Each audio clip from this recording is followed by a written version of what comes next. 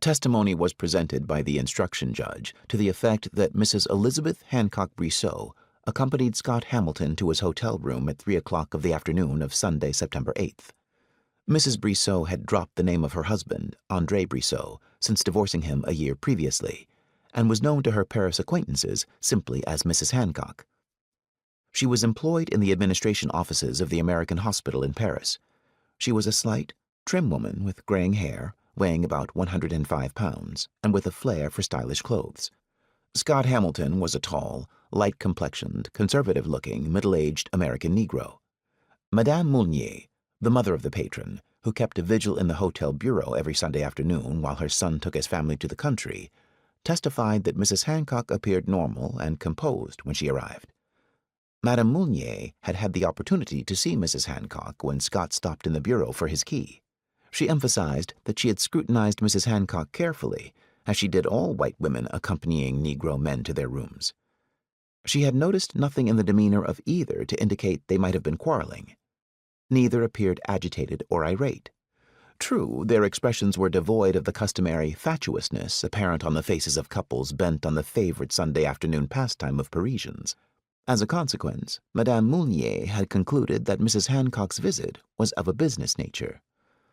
Further testimony established that this was the first time Mrs. Hancock had ever been inside of this hotel, and that this was one of the few times she had been seen by fellow Americans in that section between the Odéon and the Panthéon known by them as the Quarter. The couple had come to the hotel directly from the Café Monaco, located on Rue Monsieur le Prince, a few doors from the Odéon, which was a popular hangout of Americans residing in the Quarter. Scott had arrived at the café at about 2 o'clock. Mrs. Hancock had joined him at 2:30. They had sat on the terrace, conversing in low, intense voices, until they had left, walking in the direction of Scott's hotel at about 5 minutes to 3. During that time, Mrs. Hancock had 1 cup of café noir. Scott had 2 beers. No witnesses were produced who had overheard any of their conversation. However, several appeared who had seen them together. They testified that she appeared in a normal state of health. There was nothing unusual about her clothing or carriage. Under cross-examination, they admitted she might have appeared depressed or upset, but that would not necessarily have attracted attention in the Café Monaco.